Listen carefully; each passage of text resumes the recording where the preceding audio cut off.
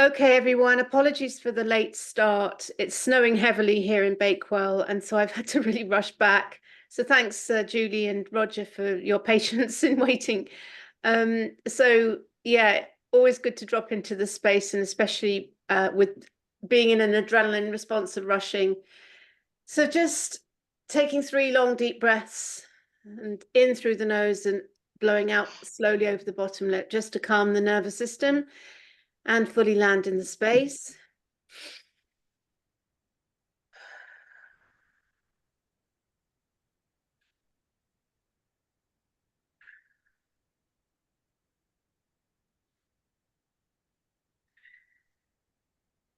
Just dropping from mind into heart, feeling the support of the earth beneath our feet, the support of the chair beneath our sitting bones, coming out of everything that happened this morning, everything that we're due to do this afternoon, so we can be fully present in the now moment where all of the power is.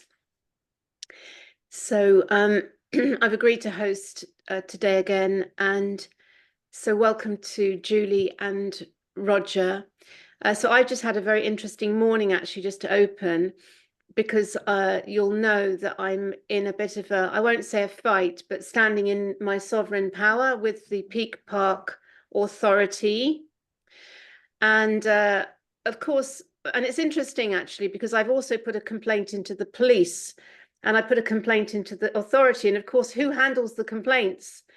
It's the authority, and the level of arse covering is just like through the roof. There's how can you have the person who is the complaint is about dealing with the complaint? They're never ever you're never going to get a fair response. All you're ever going to get is arse covering. So anyway, I've written responses and I'm escalating this, and I will escalate it if necessary all the way to the king, because it is an assertion of common law rights.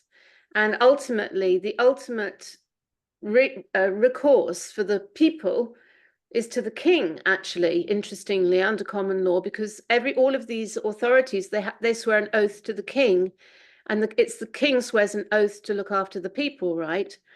So anyway, I went to Peak Park. I trudged up there in the snow with Kobe, which is why it took me so long, and they've closed it down. Interestingly, the Peak Park Authority has got this notice: these offices will be closed until further notice. So it looks like, because they were under review by the Secretary of State, and I know that the funding, I mean, they're funded actually by the government, not by the local authority, I believe, but it looks like they may well have had their funding cut or been closed down or been put into a freeze mode. So it's really interesting, actually, that it feels like things are shifting and changing, and that these authorities are losing their power because they're not acting in the interest of the people. They're not. They're acting as kind of authoritarian bodies, which are preventing enterprise, preventing affordable housing through they've essentially turned Peak Park into a museum. Basically, everyone says so. You can't do anything unless you're Aldi or a big corporate. No one gets planning permission for anything really in the Peak Park. And so it's like, yeah, the whole place is like a museum with retail stores, if you're lucky, and 5G masts, basically. So it's just completely outrageous. But anyway, I thought that was an interesting development this morning to report. And I'm still I'm still in huge amounts of excitement over our trip to the Houses of Parliament on Monday. So thank you, Julie, for arranging that. It was so great to actually go there and to really imagine being an MP and actually being elected, to put that visualization, that intention of the actual feeling of being in the Houses of Parliament and actually being there as a member of Parliament, as a representative of the people for Derbyshire Dales. And I thought it was a very powerful meeting with Christine Anderson, the MEP from Germany, and Andrew Bridgen. There was a lawyer and also a doctor from America, and they were all speaking out. It was so if you haven't watched the live stream of it, I really recommend. It's well worth watching, just to get an understanding of what's being pushed through with the pandemic treaty and the international health regulations. That's primarily what it was about. But they are part of digital totalitarian control by the state of the people globally. It's very, very frightening. So anyway, that's my little share. And maybe over to you, Julie. Yeah, so on that, when you think the day after we got back, I saw a WHO thing that was saying about conspiracy theorists saying that exactly what we were told is happening. And they were trying to say that that is not what's happening. And so I found it very interesting, the timing of that they'd actually put a video out to say, oh, this is not true. And yet we know it is. And it was an excellent day. And I'm also glad that I walked from King's Cross down to Parliament. So as I went past the end of Downing Street, I managed to talk to some people that have been there quite a lot with banners up and things that are really there to support us. So I've connected with someone called Simon, and he does poems and things like that. And he's even interviewed Matt Letizia. So I'm glad that I've got that connection as well, and that I chose to actually stop and talk to them, because I might not have even particularly noticed them if it hadn't have been that I was, just aware then. And yeah, very inspirational. And we're saying it is just our first meeting there, and the first of many, and we are there. There's so much that is very positive that seems to be happening globally. Now, also, I connect with someone called Charles Coves, which was through Alan Chapman that I managed to get a link to their meetings. They have meetings on Sunday evenings and Tuesday evenings, 8 o'clock, both of them, and anyone's welcome to join. And they had already said some of what we were told in Parliament, and also there's lots of things, including people from the United Kingdom, that are in that meeting as well. So I so far haven't actually said anything in the meeting. I could do if I wanted to, but I tend to just listen to what they're saying, and sometimes I might even fall asleep because it does go on for 2.5 hours. But there's lots that's happening that, and I think the general public are actually starting to realise, and particularly sadly with so many people being ill, and the cancers, the immune system response things, but even people that are just getting cold after cold. And according to the MSN, King Charles has got cancer. Yes, and I also heard something this morning about apparently they're going to be bringing out a vaccination thing to offset the cancers, and someone was suggesting that there might be, that's why King Charles has got cancer, and then he's going to be miraculously cured by it. But I know the royal family certainly used to be very much into homeopathy, and even I think it was Rothschild in his 90s was into homeopathy, as he was trying to stop the rest of us having it. So even if he does claim to have had an injection, I know that he is much more aware of more natural health care that I would suggest will be more likely to be his recovery. I know when my nan was put on morphine because she kept apparently pestering the local GP surgery, this is years and years ago, and she fell and broke her hip because of being on the morphine and not being able to keep her balance properly. And it was at the same time that the Queen's mother had fallen and broken a hip. The Queen's mother recovered very, very quickly. My nan basically never did recover, and this is what is so wrong, and that is decades ago. So this is what we need to change. Yeah, but well, I've got the opposite view to you, because I don't think it's a way of promoting the existence, of the royal family. I think they're writing him out. That's what I think. Well, I mean, that's a possibility, but I did find it interesting that this person said about the potential vaccination thing. but we'll wait and see. And if he does step down due to the cancer, even if he has to go through different treatments, it'll be interesting to see who is brought in his place. And it's just, you know, as we roll towards the Dragons Chinese New Year starting in 2 days on the 10th, and there's very significant energies.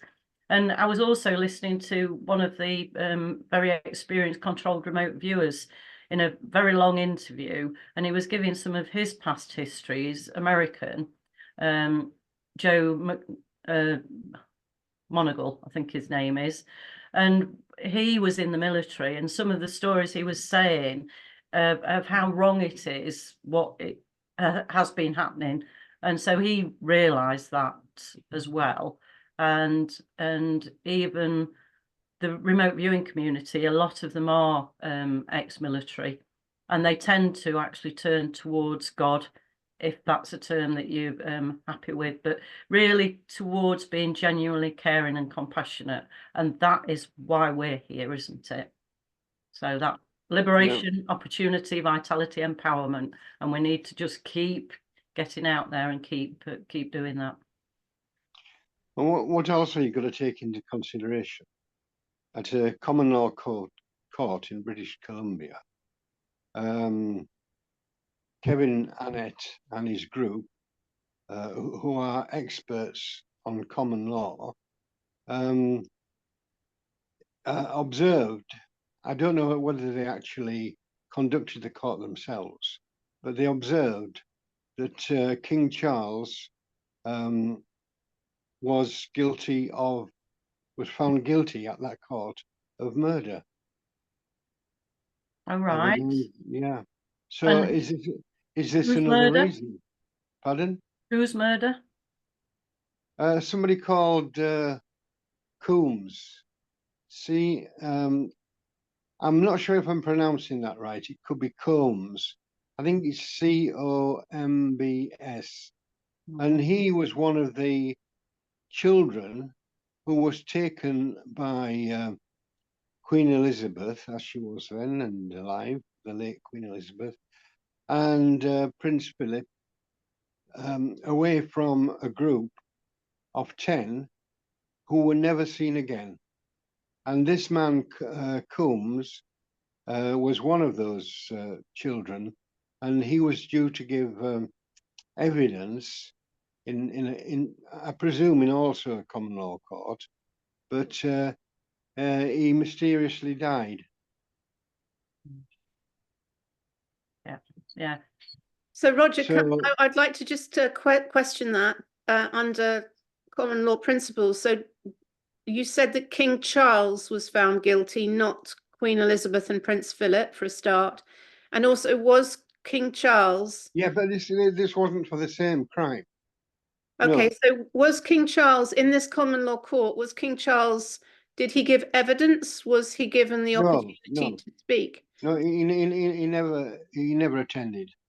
You see, this is the challenge, isn't it? Because under common law, someone is innocent until proven guilty, and they have the right to redress and to participate in the proceedings, and it's the individual's right whether they wish to be tried under common law or another court.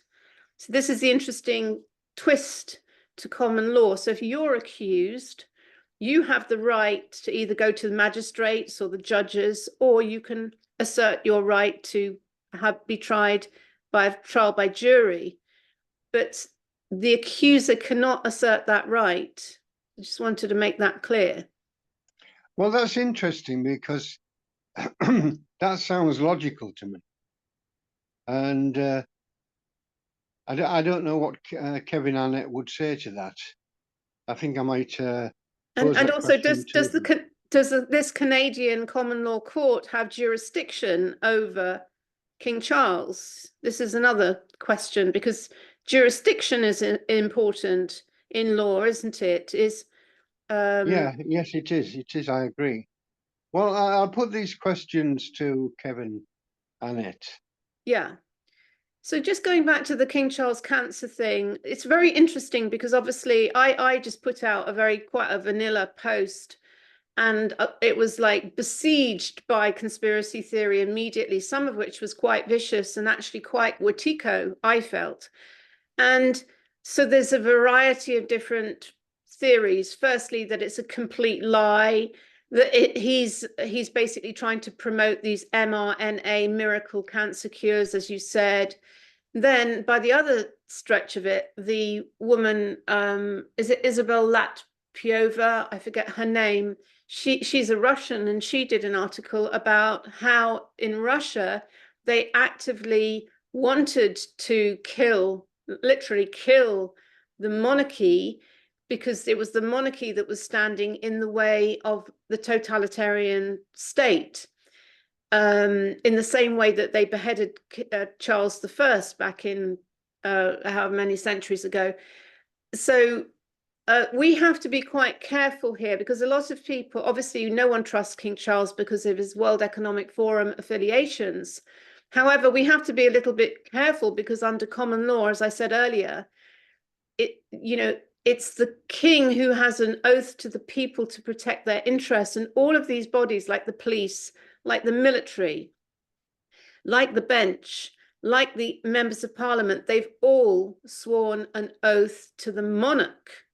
So if the monarchy was dismantled, essentially the rights of the people are swept away with it, because then if you didn't have a monarchy to protect the rights of the people, you're potentially left with potentially a totalitarian state where the rulers become parliament, and we know how dangerous that is. So it's very interesting times, and it's interesting because I haven't noticed William Keat about or speaking recently at all. He seems to have disappeared from everywhere.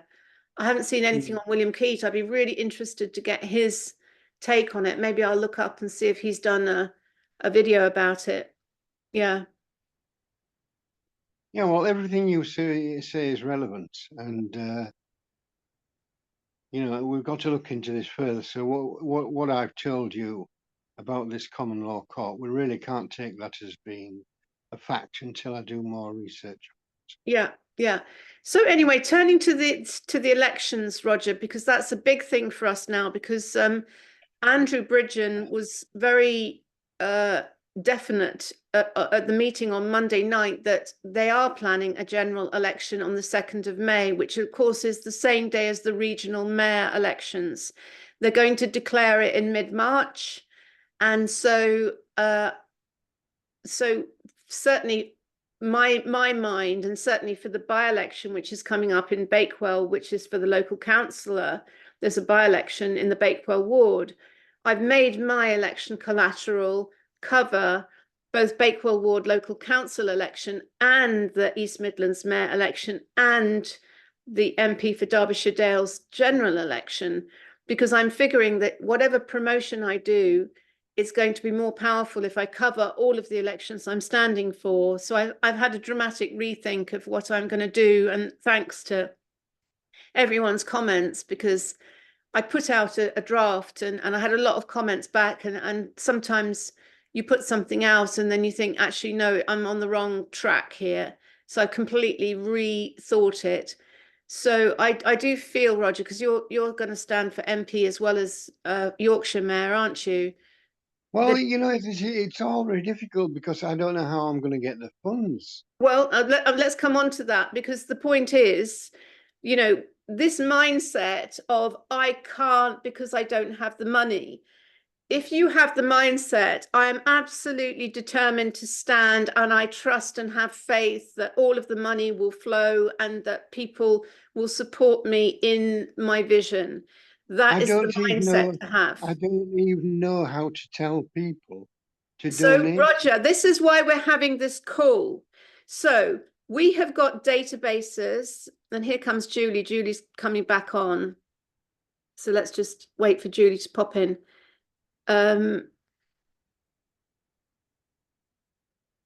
Hey, Julie, sorry to have lost you.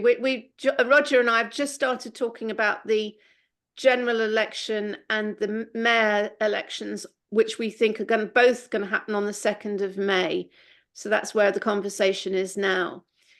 So just talking, so Roger, just to say, with any situation like this, the most important thing is to have a vision. Here's my vision of what I want to do. Yes, I want to stand for Yorkshire Mayor or East Midlands Mayor. Yes, I want to stand as MP for Yorkshire Central or for Derbyshire Dales in my case. And Julie, I guess yours is Mansfield. So the starting point is an intention and a definite chief aim, a definite vision. And then we have to look at, okay, what are the resources that we have that can support us in that objective? So we've got the resource. I mean, I've already just had designed a leaflet which could be easily adapted for you and for anyone else, which I think is actually quite a powerful leaflet. That format of the leaflet, I think it's actually quite powerful. We can go out to the databases. We've got the Love Movement database. I've got quite a big database. The People Speak Out has got a big database. So we've all got our individual followings, and there's no reason why we can't go out, not just on behalf of me, but on behalf of you and anyone else, and say, come on, rally around, because we, to support us. So, and I feel certain that if God is behind us, the money will manifest. So it's really important to have faith. And rather than to say, I can't do it because I don't have the money, I can't afford it. That is absolutely energetically you're starting off right off on the wrong foot. The key thing is don't think vision. you understood. I don't think you heard what I said. I did hear what you said. I don't even know how to go out and tell people to donate to me. How can they do it? I just said to you, we've got databases. We've got the Love Movement database. We've got the People How do they Speak Out. physically get the money to me? Right. So if you looked at what I've done, I've basically simply said, send some money with your name and address. And as long as you don't send more than 50, if you can send up to £50 without it being a donation, qualifying as a donation. Anything above £50, someone has to be, they have to comply with the rules. They have to be on the electoral register. They have to be UK based. So you need that evidence. So the easiest thing is to ask for donations of up to £50. They can just be paid in cash, and then that's basically 10 people. 10 people sending you 50 quid, Roger. I mean, I'm sure out of the People Speak Out, the people who know you over so many years, you're going to get 500 quid times 2 for that, out of that alone. Julie? Yeah, I would say you don't need to limit it. I want to conclude on this. Let me conclude on this. How are they going to get the £50 to me? They put it in an envelope addressed to you. And registered, unregistered, how? Well, it's up to them. They can either send it signed for, or they can just put a stamp on it. It doesn't have to be £50. It could be a £5, it could be a £10. Yeah, I mean, it's the simplest way. Yeah. So you think... But also they could donate over £50 if they're happy to be declared on the expenses and stuff thing. So and they have to meet the rules. They have to be a UK on the electoral register, a UK resident. Yeah. There's quite stringent rules. I put the link on my webpage. Yeah, but that's where we don't need to say to people that they can only donate if they've got under £50, but we can say that there are certain rules that for people that do want to give more, because they might want to, and that is fine. Yeah. And Roger, just let it happen. Just let people send the money to you in whatever form they choose to, and then you bank it. Okay, well, see or if it's cash, keep it as it is. Pardon? Just keep cash. The only thing to be really aware of is that there will be people out to trick us and trap us. So Satan is going to be tempting us. They're going to try and slip us up and That's my feeling. We have to be very aware of that. So if you do receive more than £50 and it is from someone who doesn't tell you who they are or doesn't meet the regulations, that money has to be paid over to the Electoral Commission. When And you say that, Rachel, when it's paid over to the Electoral Commission, is that still in the name of whoever, like if it was Roger doing it? it has to be surrendered. It has to be surrendered up to the authorities. But bonkers as that is, but that's what and then it can't says. be used, but then can't be used towards the deposit. No, it has to be Oh. forfeited. You Which either is have to crazy. return it and say, I can't accept this money, or if it arrives in a brown paper envelope with no name and address, then you have to forfeit it. So just be aware of that. Mm. Yeah, and they are bound to try and trick us, but we just need to keep moving forwards with love, not fear. And Exactly. yeah, And just to be aware that we are entering into the labyrinth, and the labyrinth is guarded by the Wetiko, and the Wetiko will stop at nothing to stop us and our light and our truth shining into it. So so we have to be very aware of that without going into fear. But it's just having an awareness, a conscious awareness that we're like Perseus or Theseus going into the labyrinth to slay the Minotaur or Medusa or whatever I get those mixed up. If at any point you get an intuitive, I'm not quite sure what's happening here, anything at all, you just reach out to the other beacons.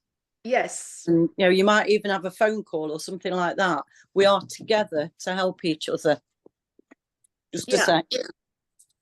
So Roger, I would not worry about that. My feeling is when we put this out, because I'm quite busy at the moment and I wanted to wait until the Year of the Dragon and when my artwork is done, but I'm going to go out next week to the databases and ask for support, and I can ask for support for you as well. Obviously the love database, we can ask for support across for everyone who's standing, for people to choose who they want to support. And I'm assuming you're happy to give your address. You will have to give it anyway to yes, it's not a problem for me. No, I'm okay. and to be quite honest, I'm sure Bank of Lynn would, if it came to the crunch, Bank of Lynn would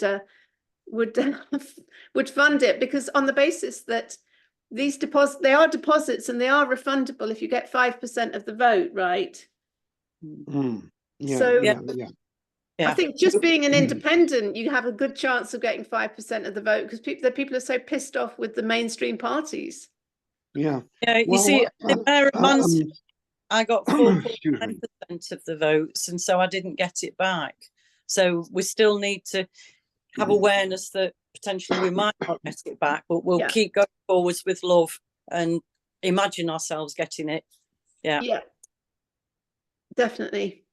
Well, I'm planning to have like an introduction to my campaign event at the local pub. I did write to you actually, but you haven't. I know, I saw that and I forgot to, because I was on the road. I've been on the road a lot in January. What date are you planning? Well, I've left the date open, because there's one factor which we've got to take into consideration, and that is, if you can come along and support me, you might need accommodation overnight, because it'll be a heavy day for you, which means I would have to book you in at my flats. There's a guest flat. So the date, to some extent, is dependent upon that. So really, I've got to find out what dates are available. Yeah. Okay. So, so what I suggest we do is we do that for some time, for the most power, and to have a run up to it. I would suggest we do that in maybe late March, early April, when there's because you want to be quite close to the election, but still allow time for the video of the event. We'll video it, so that we can go out on social media and stuff. So, and I'm happy to jump in there and drive up, and I'm happy to book into a hotel on booking.com, a last minute thing, or stay with you. That can be sorted. And I'm more than happy to do that. And let's video it. And then we can do a talk about, a bit like Andrew Bridgen's talk, and we can talk about what's going on so that people are aware of what's at stake here, and why particularly these regional mayors, it's so important to have an independent, because the mayor can't push anything through on their own, but they can veto. This is the power of the mayor, can block anything and everything. And just to have that independent power of veto to stop the red and blue Punch and Judy show of the Conservative Labour bulldozing through World Economic Forum, that is the key message to me. And you hit the nail on the head, and I've gone on that as my key theme in my my election leaflet. So Okay. a very powerful point. And yeah, let's get local journalists there. Let's get yeah local Well, people. shall I come up with a provisional date? Well, let me check on the dates that I suggest, and Yeah, send me some dates across. maybe And, we'll do it on like a Thursday evening or something. well, yeah, any day is okay for me. I'm available at any time. Yeah, so maybe on a Thursday evening, and I'll stay over. That works. And Yeah, okay. Well, let's get some Thursday evening dates, and I can okay, check that out with the accommodation in the guest yeah, room. And also, I'm going to have to partition off an area in the pub as well, and Thursday's a good night because I don't think there'll be much going on a Thursday. And good. well, And I'll that's bring my speaker unit, so we got a bit of amplification if we need a bit of to go over the buzz of the pub. well, yeah, I think we'll need that. That's fine. I've got the equipment. Yeah, good. Yeah. That's great. And I've got my new suit. Look, navy blue. Oh, you're going to be looking like Donald Trump before we know it. Just wear a red tie. What, a red tie. Well, then we've got the blue and the red going, haven't we? And he does wear red ties, doesn't he? Yeah, let's get a pink or lime green tie is the way forward, I think. Okay, Julie, so I'm assuming that you would like to be included in that fundraising for yours, yeah? Yes, please. Are you happy for your home address to be? Oh, yeah, yeah. People send you a £5? Yeah, yeah, absolutely. Yeah. And let's just do it like that, I would suggest. And hope we've got honest postmen. I think most postmen are honest. Yeah. I think most people are honest, to be honest. To be frank, I think most people are honest. Yeah. Of course, I'm not including MPs in that, or certain others. Hopefully are. Well, yeah, we're going to change that anyway, aren't we? Yeah. Of course we are. That's what it's all about. And if people are sending you things through the post, hopefully they might just let you know as well. So if you suggest to them, could they let you know? Because then you'll know if you've not received it, won't you? Oh yeah. Obviously, they'll have to, let me know if they've sent something. But yeah, well, I would encourage that, because then you'll know that you should be receiving it. Yeah. Although you may well just get stuff through which is totally anonymous. Yeah, I'm just thinking, if there's someone that you do know, just because of what you said about hopefully we've got honest post people. Yeah. Yeah, if you do know it's supposed to be coming through, then it can be helpful. But obviously we're not going to stop people just because they've not told us. Yeah.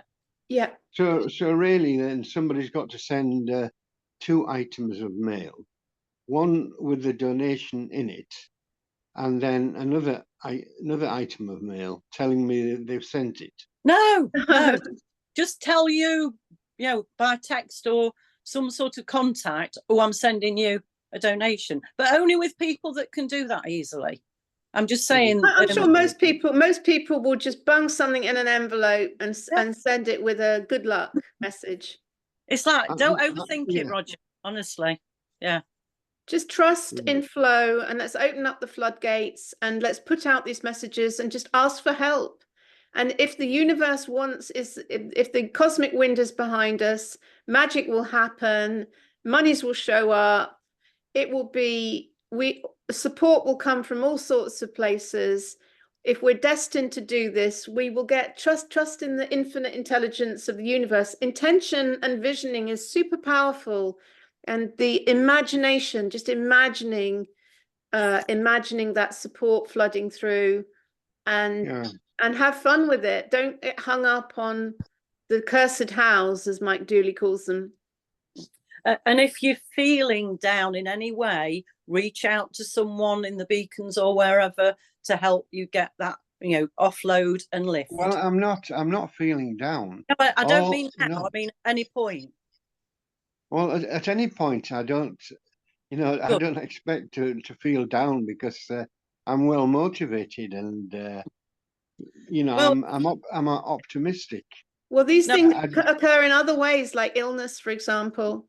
Well, yeah, I know there is that problem, isn't it? But, I've had times, Roger, that I've had to reach out to, and I know I reach out to who feels right at the time to be able to share stuff that's happening in the background. And I'm so glad that I've got people I can trust, that I know I can reach out to, and that's what we need, because life does happen, and as positive as we can keep ourselves, I know I've got so much happening in the background. I need that support, and just knowing I've got that support, I might not need to even reach out and talk to them. But that's why it was lovely to actually meet Rachel physically on Monday when we went to Parliament, and we had a bit of time for a little bit of social time after, but I had got to get home as well on the train, and it helped us to have some good chats as well.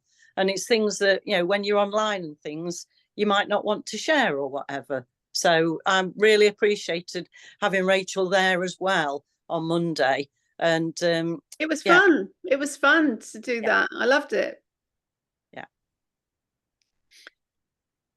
Yeah. Okay. So I'm visioning us. I'm visioning us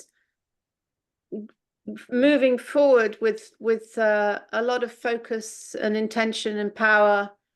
And I'm personally, I'm not attached to winning anything. To me, it's an opportunity to get these messages out, and if it captures people's imagination, and it might capture people's imagination, who knows what could happen. But you have to be in it. If you have to be at least you have to be in the race, Yeah.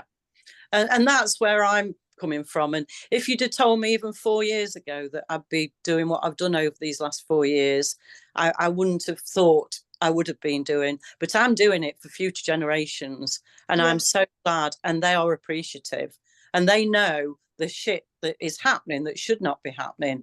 They don't perhaps understand it in ways that, well, what can we do about it? But these youngsters that are coming up, they are getting so much more clued in. And even though they've been dogmatized by the education system and dogmatized by the healthcare system, that, you can take that word care out of there at the moment with how things are, but they know things aren't right. And they are the generation that we're supporting to get into a proper place. And no one can turn around to us and say, why didn't you do more? Yeah. We are at least stepping up, and we're doing the best that we can. And we keep getting the nudges to do the best that we can. Yeah. Yeah. Well, cool. That's positive. Yeah. So I guess the key thing is for us to get what I'll do post this call is I'll just get everyone to clarify who's going to stand in what constituencies and who needs support, who would like to be in this list of. And have you actually registered your bid for regional mayor? Personally, I haven't, because as I understand it, I'm not actually sure that the gates are actually open yet. No, it'll be 6 weeks before. The shit show knows what they're doing. That's why they limit it. And that's why they do things like refundable deposit, but only once you've got 5% of the votes and things.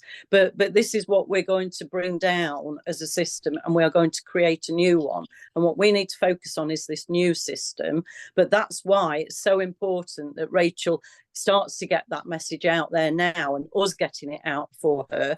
And I've started telling people in as many places as I can, because luckily East Midlands Regional Mayor is part of my region, and I've been sharing it in various places. So they just want it to be the 6 weeks, and that's why they'll have taken it off Wikipedia. But we know better than that, and we're standing up. The electoral commission is in Northallerton, which is about 20 minutes by car from me, actually. So it's not far if I had to go there.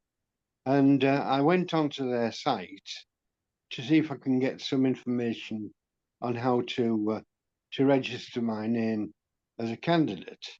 And it didn't really say much, but it did give me an email to contact them. And I sent the email, which was basically, please give me information that I need to go through the process of being a candidate for the mayor. And I've received nothing back yet. And that was last Sunday. So they're not very enthusiastic about informing about anything. Well, no, and that's where just keep on the case, keep contacting them and say, look, I emailed you such and such, you know, do it perhaps with the email chain. And the more you keep badgering them and send it as important as an email, and then hopefully you will get a response. But typically, I know with my local council, there was something I emailed them with, and I was really giving it what for, telling them the truth of what is happening and things like that. They came back with just, oh, have you got a specific question for that meeting? And I'd included a question as the first thing I put in it. But it took, I think it was definitely quite a few days until I even got a response to that email. And it wasn't from the person that I'd sent the email to, but also check your junk, because sometimes they go through to junk. Oh yeah. I should be doing that. You're absolutely right. Also, just to mention, when we were dealing with the Electoral Commission back in a year ago, like it took every stage of it took another 4 weeks or 2 weeks or 3 weeks. They're not like fast.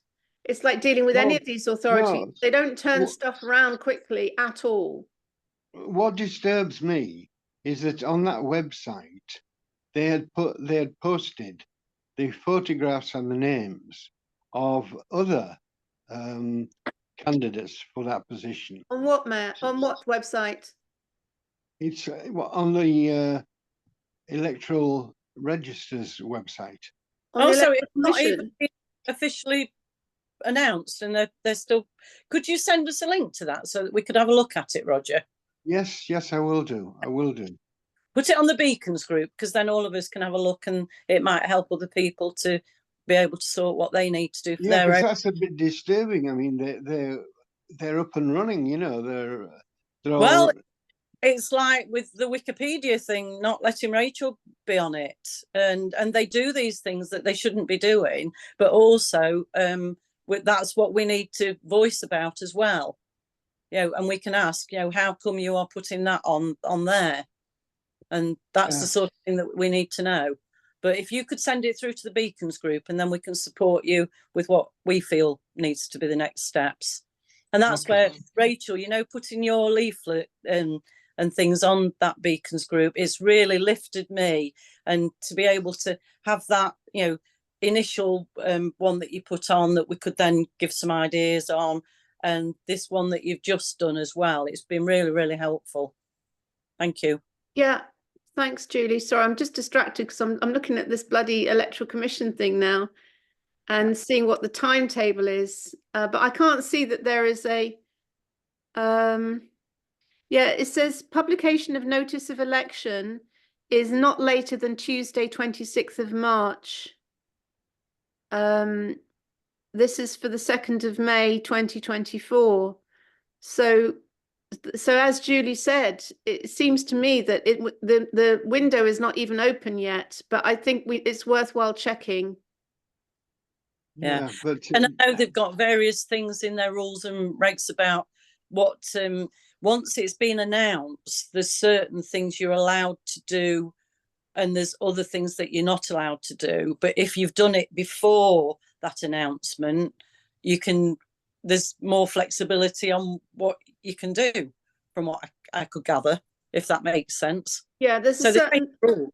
There's a limit to how much you can spend during the election period, basically, which is why local Sarah Dines MP has been putting out this collateral. And why is she putting it out now? Well, obviously they know that there's going to be a general election. Apparently the Lib Dems did one locally for their MP in Bakewell a few days ago. Someone was telling me. Yeah, and this just shows the farce of the whole system, and why it is only really in place for them, and they know the system and how to get around it, and we're just learning still on that. But at least we have learned significantly over the last 2 to 3 years.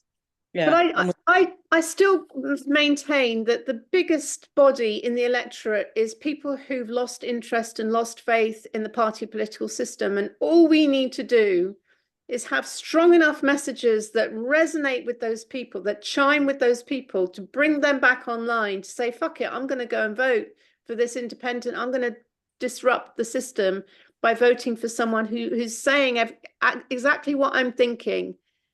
That's why we need to be bold, and we need to be the candidate that is saying what the lost electorate is thinking, which is, this is a shit show.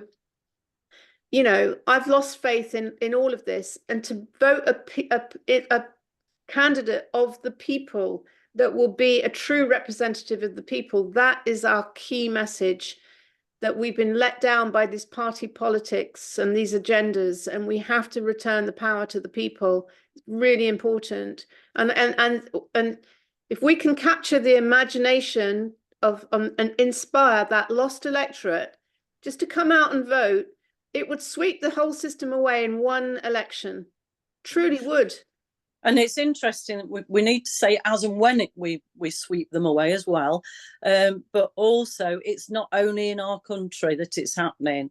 And Yes. that is, when I connect with Charles Coves and the Andrew Bridging meeting that we had, we can tell it is not just our country. So it's the energy of the moment in the background. But we need to learn and help each other through this, and that's what we're doing. That's why we're uniting together. We will inspire these people to register to vote and to actually vote, and to vote for the independents, and encouraging people not to just go and spoil the ballot paper, because that is basically why I didn't get my refunded deposit, because so many people had spoiled the ballot paper, and they didn't realise that would stop me getting my 5%, because they were counted towards the 100%. Oh, right. Yeah, that's what's so important. Okay, interesting. That's a good point. Yeah. At what point do we have to put this deposit down? As and when you put your name in. So when the gates open, which will be mid-March, 6 weeks ahead, so it'll be mid-March for the 2nd of May, and so we need to have our £500 in cash, or how we're going to pay it, and take it or submit it into the Electoral Commission. There's probably a mechanism by which you can pay over into a bank, into their account, I would imagine, if you want to pay cash. Yeah, it'll sort. But also just thinking of the symbology of 5, because that is a number that I was looking up recently, and I can't remember exactly what it is, but I know when I read it I thought, that makes sense. Yeah. Well, it is the pentacle is 5, the 5-pointer star, which in the tarot is money, Right. material realm wealth. Yeah, and positive abundance. That's where we are Yeah, with it. it's Yeah. Venus. It's basically the star of, this is the dance of Venus. It's the 5-pointed star. It's the sacred geometry of nature, basically. Mm. Yeah, so it's, And I'm just looking at your 5-pointed star in the background. yeah. Thank you. Yeah, yeah. Right, I've got another meeting that's starting at 2:00. So are you all right if I disappear off now? Yeah, well, I think we're complete anyway, aren't we, Roger? We've covered everything that I wanted to cover anyway. Cool. So lots of love, and thank you for coming on, and thank you for flexing with this timing for this week, because I really couldn't do tomorrow at 1. So thank you. Yeah. Okay, problem. lots of love. I'll see if I can get my Wi-Fi working again now, because that stopped working. That's why I had to change. Bye. Bye then. Bye-bye. Bye.